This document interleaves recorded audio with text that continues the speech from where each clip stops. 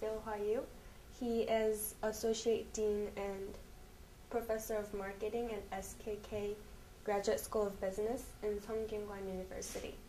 He holds BA degrees from Seoul National University, Master's and MBA degree from Northwestern University, and PhD degree from Harvard University.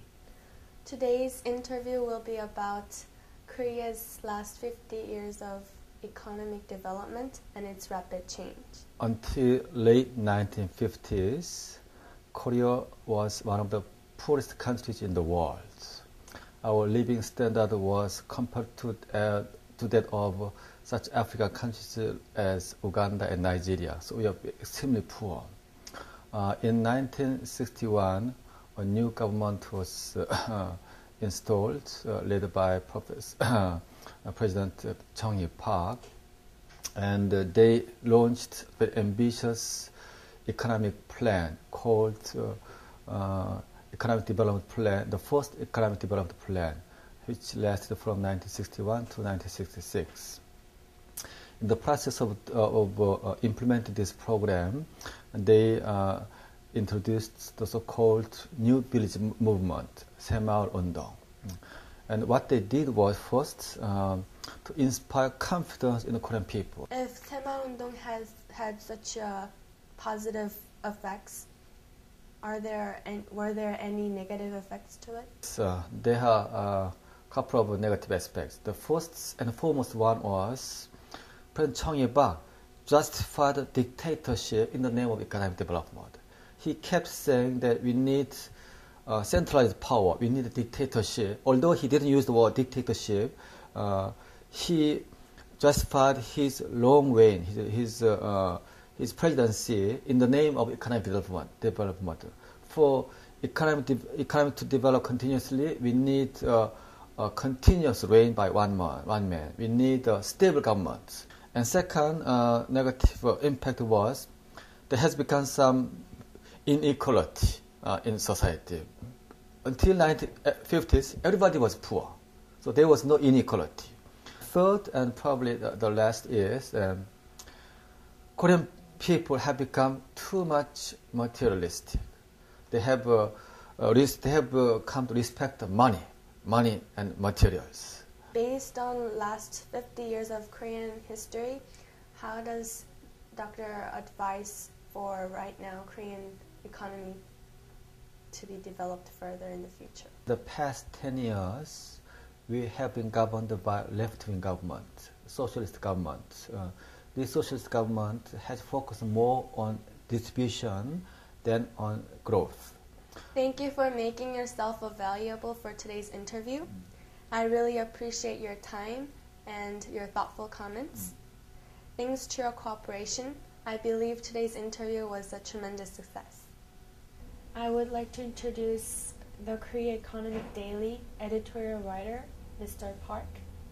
He was once a journalist during the time when Korea experienced media crisis 50 years ago. And this interview will be about his personal experience during that time. 1980년도에 한국에서 단행된 언론 통폐합은 세계 그 언론사에서도 찾아볼 수 없는 굉장히 폭압적인 그런 언론 사태였습니다. 1980년 5월에 광주에서 민주항쟁 사건이 일어났습니다.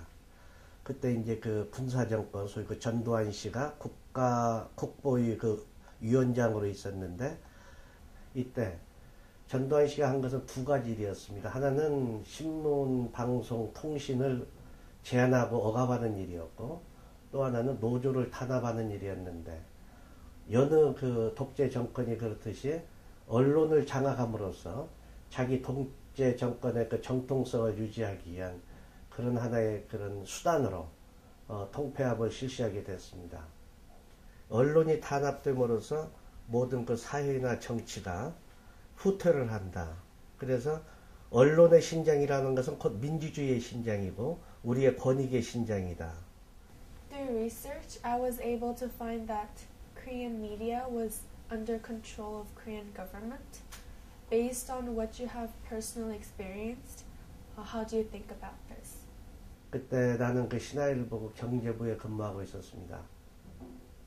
당시 그 많은 기자들이 전두환 정권에 대해서 비판적인 기사를 쓰고 거기에 항거하기 시작했는데 나 같은 경우는 그 경향신문 문화방송으로 옮겨가게 돼 있었는데 그 전날 옮겨가기 전날 모든 기자들과 함께 농성을 하게 되었고 당시 그 보안사에 의해서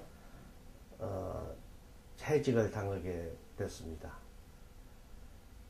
당시 그 우리 기자들이 전국에서 900여 명 이상이 해직을 당했는데 그때 그 해직 사태라는 것은 누구도 용납할 수 없고 명분이 없는 우리가 이제 비근한 예로 흔히 들고 있습니다만은 미국의 그 3대 대통령이었던 토마스 제퍼슨이 한 얘기를 지금도 우리들은 교훈으로 삼고 있는데 신문 없는 정부를 선택할 것이냐 정부 없는 신문을 선택할 것이냐라고 말했을 때 단연코 아직도 신문 없는 정부보다는 정부 없는 신문이 낫다. 이런 것들이 이제 오늘날도 우리한테 큰 교훈으로 남아있다. 우리가 이렇게 얘기할 수 있겠습니다. 당시에 제 부인도 그 기자로 있었는데 그 당시에 그 기자들의 그 실정이 어떠했는가는 아마 부인의 말을 통해서 들어보면 더욱 실감이 나실 겁니다. Well, 1980, after the civil movements in Gwangju, like a lot of, actually hundreds of reporters, newspaper reporters were fired and they lost their jobs. Furthermore, they were on the blacklist. So they couldn't apply any other place to get a job. During the Olympics in 1988 in Korea, I heard that you were participating in some event. What was your occupation and what were you doing? And how do you think about Seoul Olympics affected Korea in terms of Korean cultural development? I thought during Seoul Olympic Games it would be nice to somehow upgrade the usual kind of Olympic Games that were organized previously, like in Los Angeles, in Rome, in Tokyo. Olympic Games were ideal occasion for doing such a thing. What is peculiar about our age is that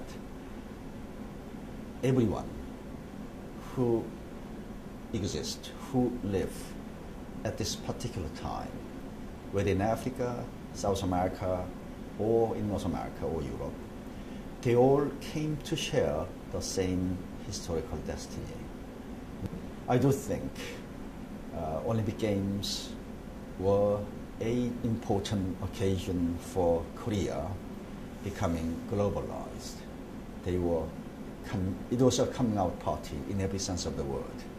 After Olympic Games, I do know that Koreans became much more internationalized or globalized, culturally, economically, in every other way.